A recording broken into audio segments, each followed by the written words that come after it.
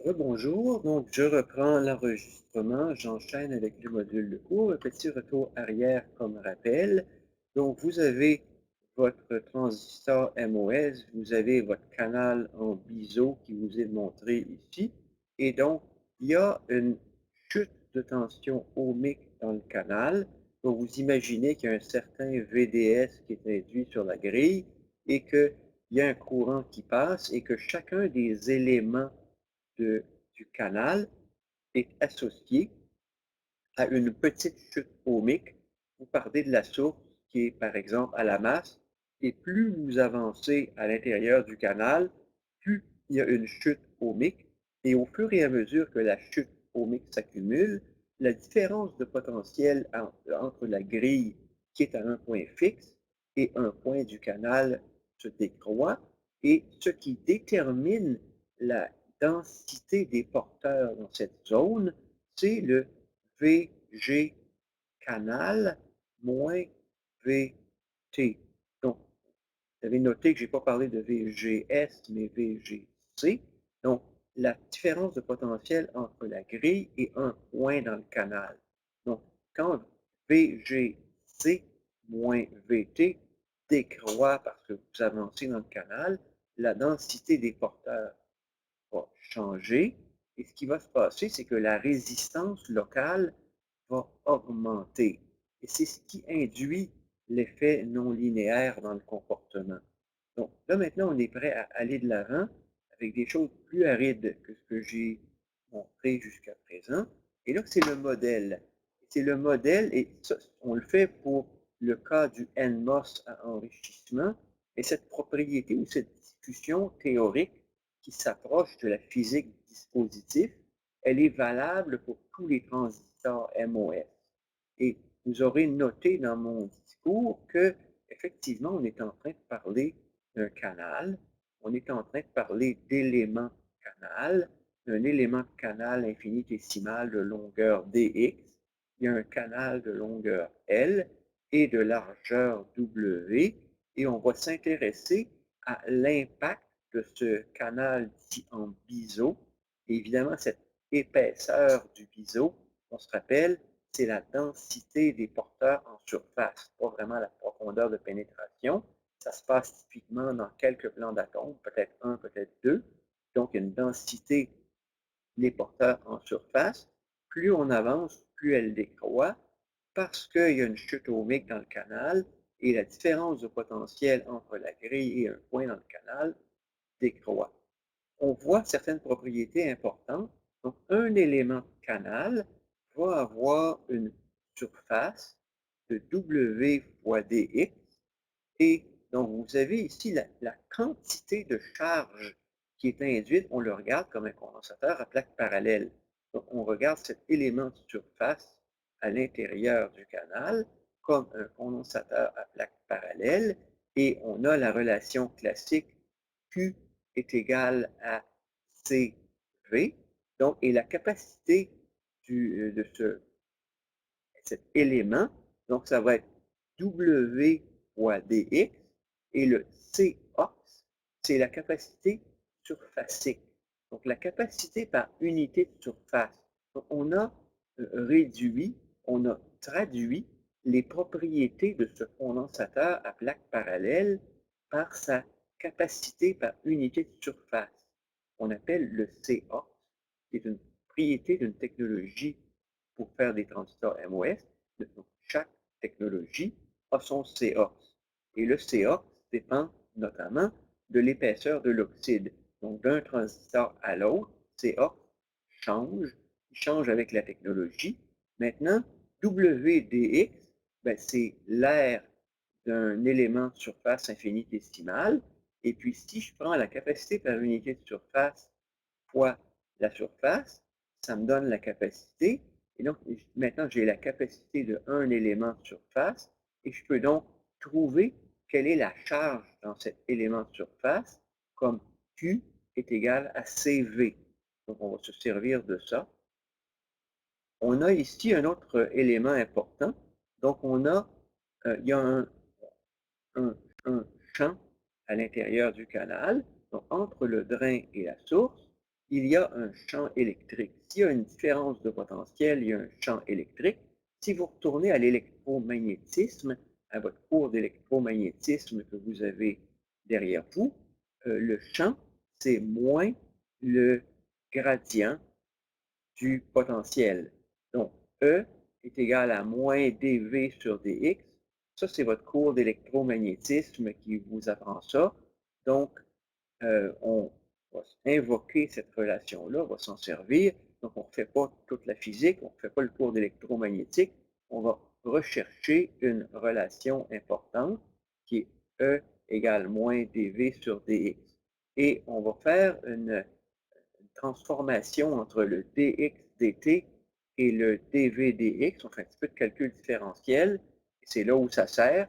Évidemment, c'est des notions que vous avez vues, qu'on ressort du chapeau. Donc, ça, c'est des choses que vous avez vues en équation différentielle ou en calcul, en analyse.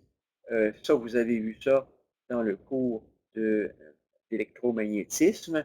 Et là, maintenant, on connecte tous ces morceaux-là ensemble et on est prêt à faire l'analyse de ce transistor. On a repris le schéma et on l'a agrandi et on voit ce canal en biseau. Puis là, on vous le montre avec une déformation, avec une courbure, parce que plus vous avancez dans l'élément infinitésimal, plus la quantité de charge dans un élément local est réduite par la chute ohmique, par la polarisation apparente qui est en train de changer.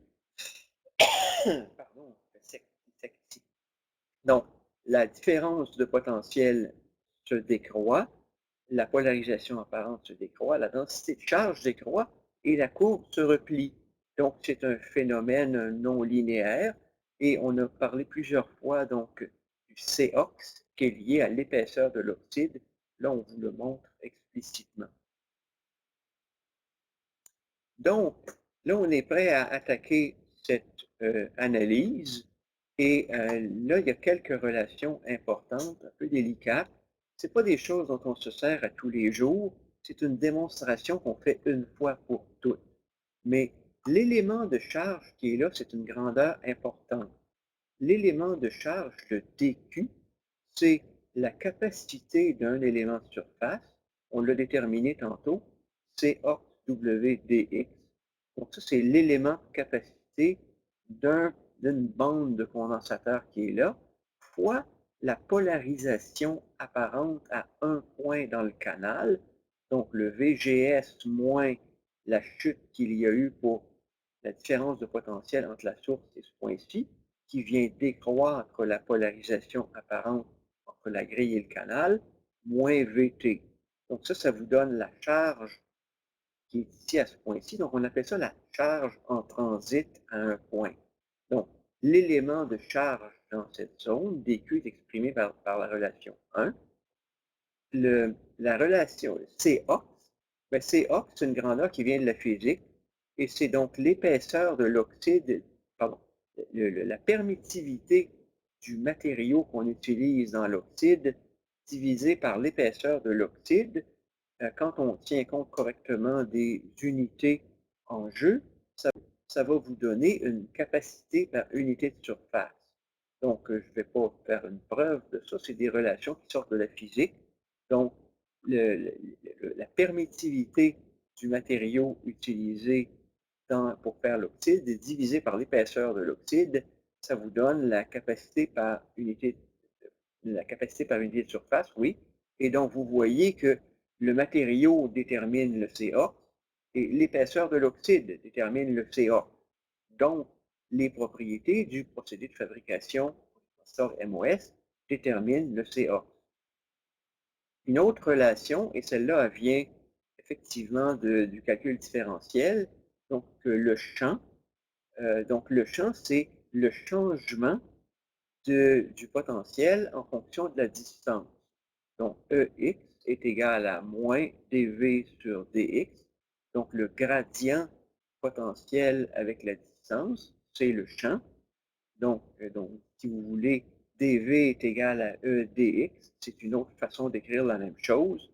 Donc, la différence de potentiel entre deux points dans le canal, c'est le E fois le champ dans le canal fois dx. Évidemment, il faut toujours prendre en compte correctement les signes, sinon on aboutit avec des équations qui sont pas correctes. Donc, le champ, c'est moins le gradient du potentiel. Et donc, on peut poursuivre l'analyse, et puis là, on peut prendre une autre forme de cette relation-là. Et on peut parler de la vitesse des porteurs.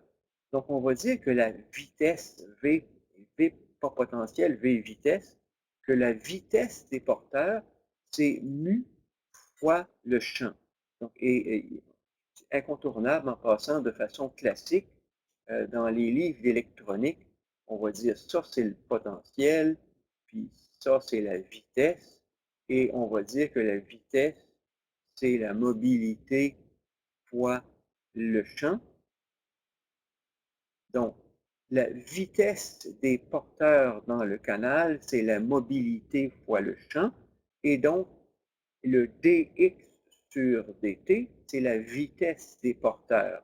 Donc, et comme le champ, on vient de le voir à la planche précédente, c'est dv sur dx, j'ai donc cette relation qui est que la vitesse des porteurs, qui est égale à mu e, donc qui est ma relation classique qui exprime la vitesse des porteurs dans le canal, c'est égal à, et là je substitue, je viens rechercher ma relation E est égale à moins le gradient du potentiel dans le canal, et je la substitue, je la ramène là, et donc mes deux moins s'annulent, et là je me retrouve avec dx sur dt qui est égal à mu dv sur dx.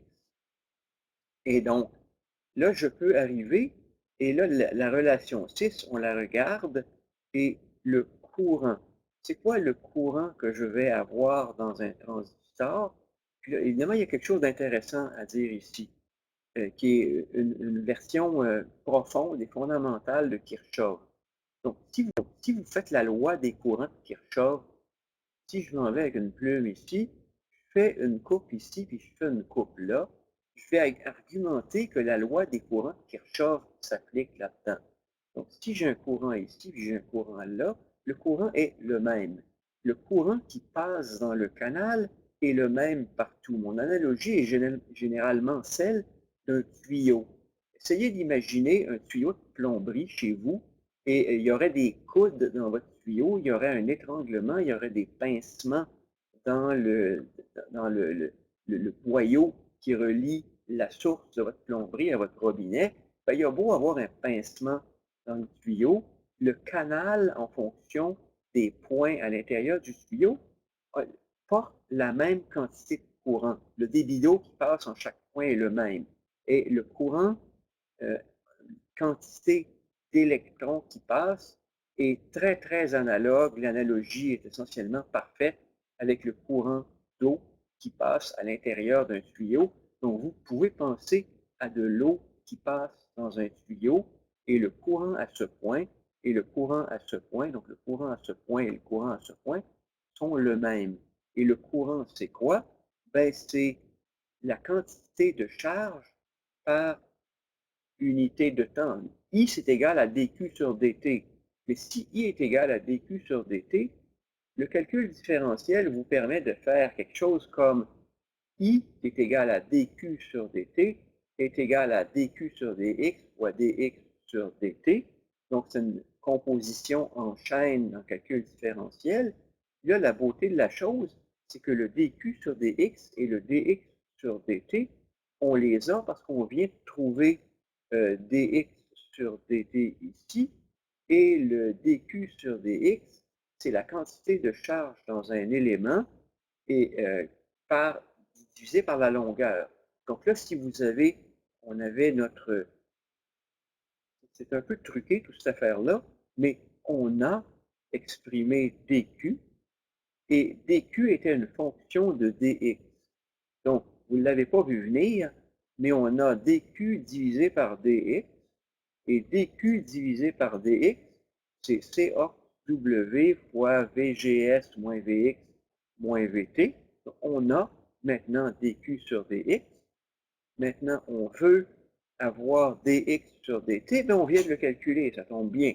Donc, ayant calculé dq sur dx et dx sur dt, on a juste à substituer, et un des membres, c'est COW fois VGS moins VX moins VT, et puis, donc, qui est cette portion-là de l'équation. Je vais reprendre parce que je suis en train de me fourvoyer. Donc, le premier terme, donc le dq sur dx, le dq sur dx, il est là, et le dx sur dt, il est là. Et en combinant les deux dans une même relation, ça vous donne le courant dans le drain. Donc là, maintenant, on a l'expression du courant dans le drain. Bon, je sais que c'est aride, je sais que c'est difficile, puis c'est pas quelque chose que l'on fait à tous les jours, et je vais vous confesser que je peinerais pour faire ça à livre fermé. C'est difficile, et c'est pas le but, là. Dans la vie de tous les jours, on ne fait pas ça dans la vie de tous les jours. Dans la vie de tous les jours, on va aller voir la relation finale qui en découle. Et donc, la relation finale qui en découle, on y est presque. Donc, calcul différentiel encore, vous avez vu ça, c'est votre cours d'analyse. Donc là, c'est peut-être un des points difficiles de ce cours. Donc, on va puiser votre cours de circuit, on va puiser dans votre cours d'électromagnétisme, on va puiser dans vos cours de calcul différentiel, analyse, calcul, et finalement, on combine tout ça dans les 4 ou 5 dernières slides que je viens de présenter pour vous donner la portion du cours qui est probablement la plus difficile et la plus aride. Mais là, si maintenant on fait l'intégrale de ligne entre 0 et L, parce qu'on fait une intégrale en dx, donc on veut faire, si on veut avoir le courant, si je veux avoir le courant, sachant que I peut être une fonction de x, donc je m'en vais ici, et mettons que I est une fonction de x, je fais l'intégrale de 0 à la longueur de I dx, qui va être égale à l'intégrale de 0 à VDS, donc la chute totale rencontrée à l'intérieur du canal entre les 0 et le drain. Donc, je fais le courant, l'intégrale pour la longueur du canal, je fais l'intégrale de 0 à la longueur du canal de la chute de tension, parce que maintenant, cette expression est en dV. Pourquoi cette expression est en dV? Bien, j'ai juste I dx. Donc, si j'efface ici, ayant trouvé cette relation, la relation que je viens de trouver, je peux prendre, je peux prendre le dx et l'amener là, et j'ai une relation I dx, puis j'ai une relation en dv. Donc, si je fais l'intégrale du côté qui est en dx de 0 à L, parce que c'est la variable c'est x, puis l'autre variable c'est v, donc je fais l'intégrale de 0 à vds de cette grandeur qui est en v.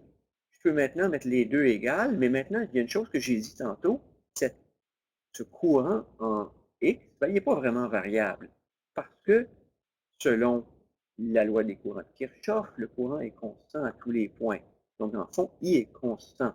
Donc, ça se réduit à I dl d'un côté de l'équation, puis de l'autre côté, j'ai quoi?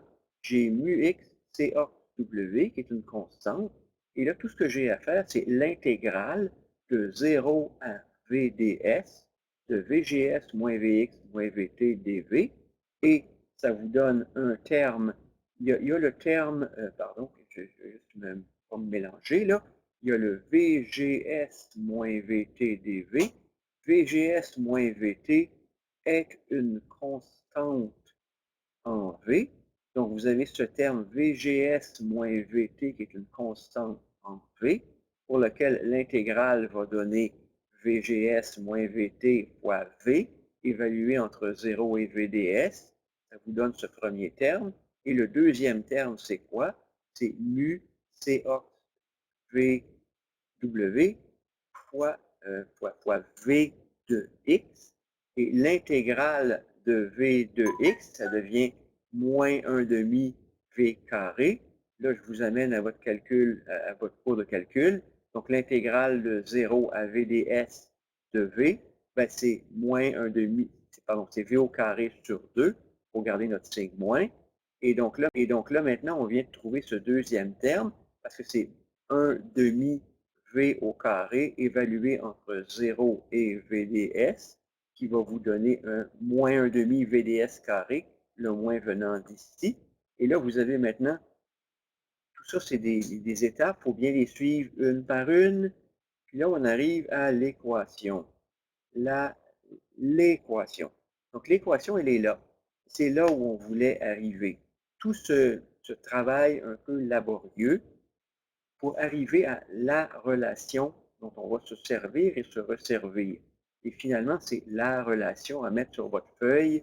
Disons que ce n'est pas amusant de vous demander à l'examen de refaire la dérivation. Je vous promets que je ne vais pas le faire, mais ne pas vous montrer comment on obtient cette équation-là, ça ne vous rend pas plus intelligent. Donc, une fois dans votre vie, vous aurez vu pourquoi la relation qui décrit le comportement d'un transistor MOS au-dessus du seuil est une quadratique et vous avez maintenant cette quadratique devant les yeux. Donc, si on revient ici sur cette quadratique, vous voyez, j'ai mu, je vais me donner de la couleur, vous avez la couleur, mu CAW,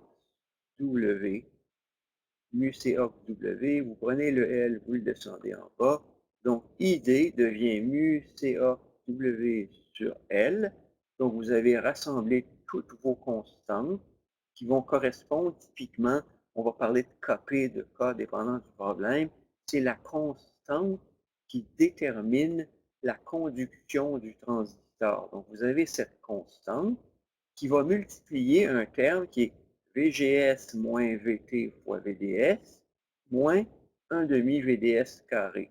Donc là, vous avez le terme triode et là, vous avez le terme de saturation. Et cette équation, elle est valide dans la zone triode. Parce que les hypothèses de travail qui ont été faites pour la dérivée, elles s'appliquent à la zone triode. Donc là, maintenant, on est prêt à aller de l'avant un petit peu. Et là, on reprend notre relation. Puis là, on peut commencer à s'élever à un niveau d'abstraction qui est quelque chose que vous devez vous rappeler.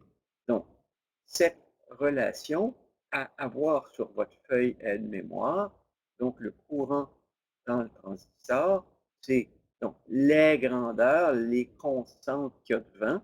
Donc, mu CAW sur L.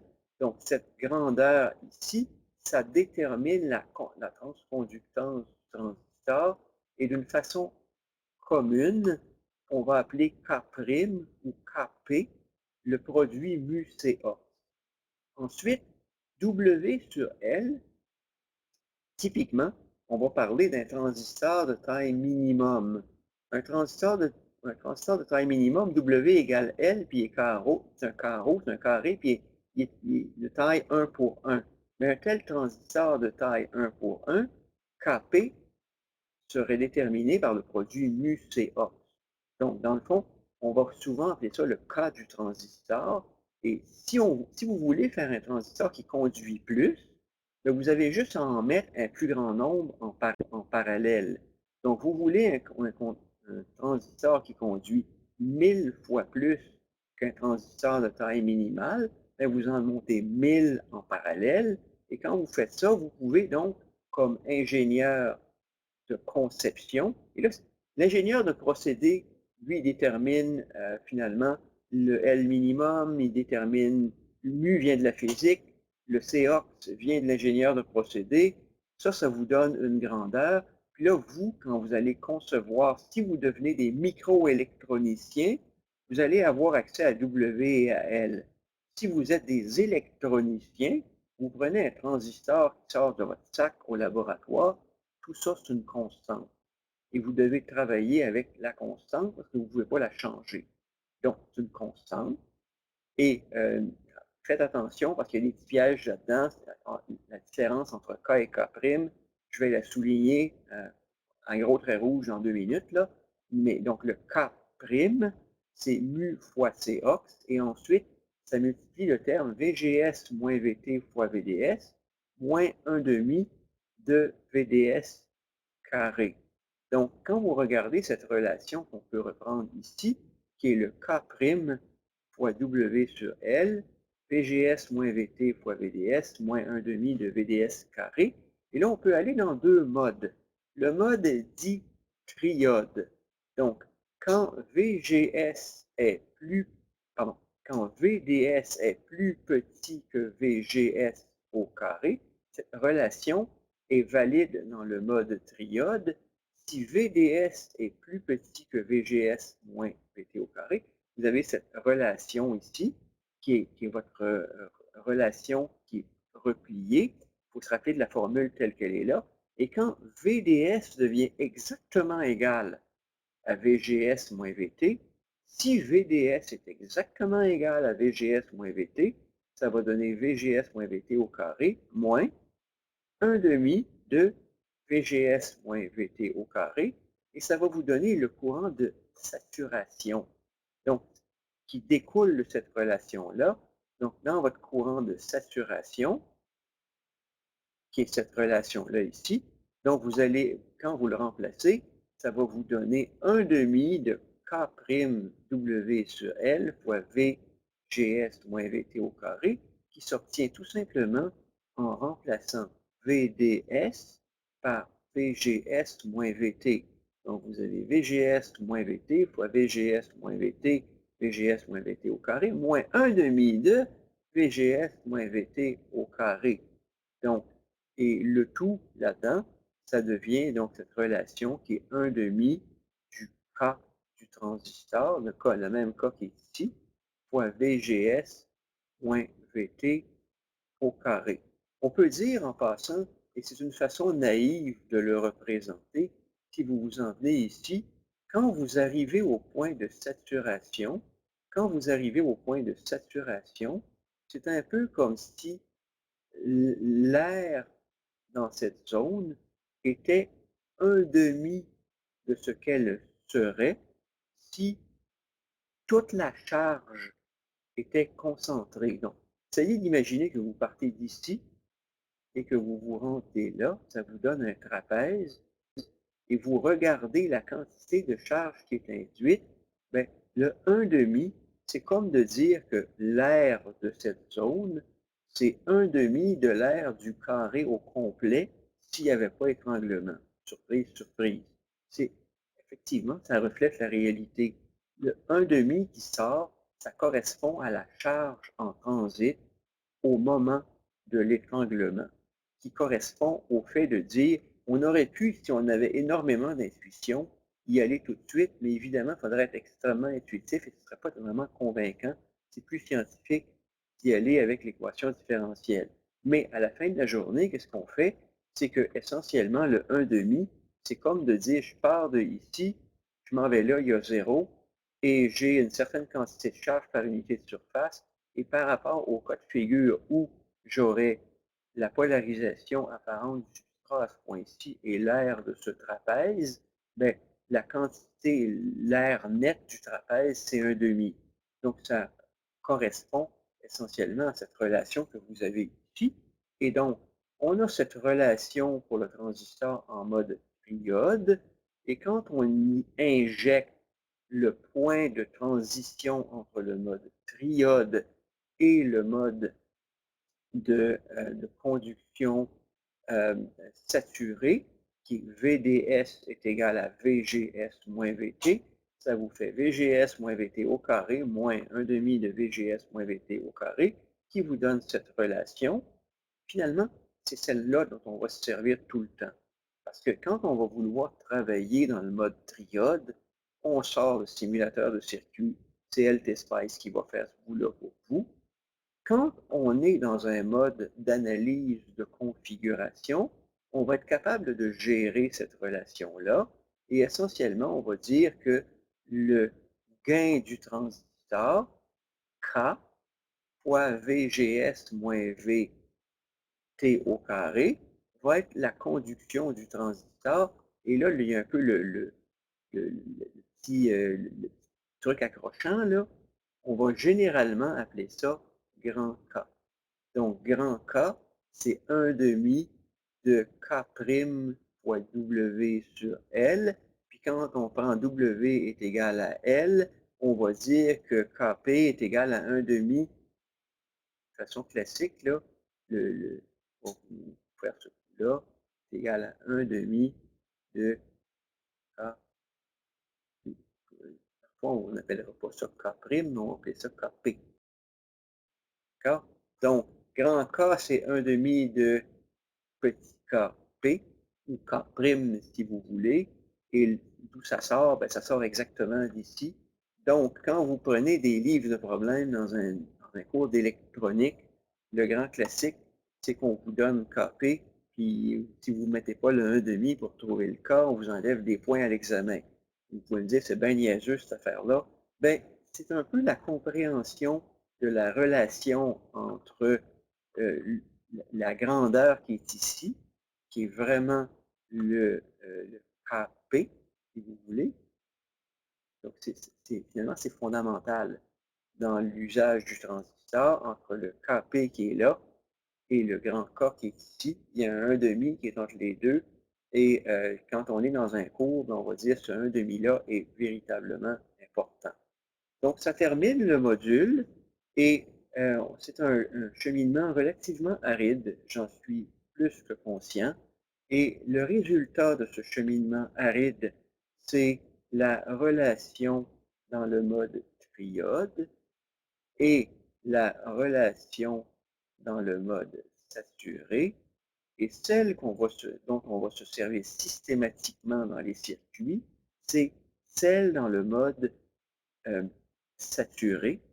Et pourquoi un transistor MOS, une configuration avec un transistor MOS va être un petit peu plus difficile à analyser qu'une configuration avec un transistor bipolaire? C'est parce que dans la vraie vie, vous allez vous enfarger dans cette quadratique tout le temps. Le moins b plus ou moins racine de b2 moins 4ac sur 2a, appelez-le, rappelez-vous-en, apprenez-le comme une chanson, parce que résoudre un circuit avec un transistor MOS, résoudre sa polarisation, ça veut dire toujours résoudre une quadratique, c'est incontournable. Donc, c'est pour ça que je trouve que résoudre une configuration avec un bipolaire est plus facile, et c'est pour ça que je vous ai gardé les configurations avec des MOS en deuxième, parce que ça ajoute une complexité additionnelle quand on veut résoudre le circuit. Ça se résout moins directement par inspection à l'œil, mais ça, de toute façon, c'est les prochains cours. Donc, on a quelques heures de cours à développer ensemble. Pour le moment, ce qui est bon de se rappeler, c'est cette relation quadratique qui est de grand K fois VGS moins VT au carré avec finalement une conduction du transistor, donc la conduction de mon transistor MOS qui est quadratique avec la tension sur la grille, et ça correspond à ce que je vous disais,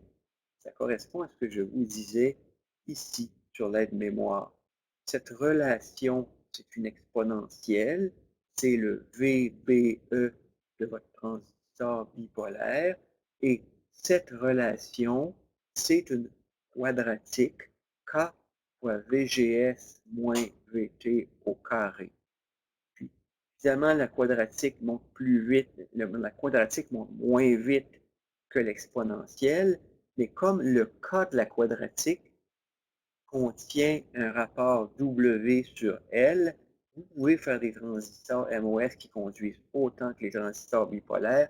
Il faut juste le concevoir correctement avec la bonne largeur du transistor, et il peut avoir autant de muscles, sinon plus, qu'un transistor bipolaire. Donc, voici qui termine ce premier module sur les MOS. Et donc, je m'arrête à ce point-ci. Merci de votre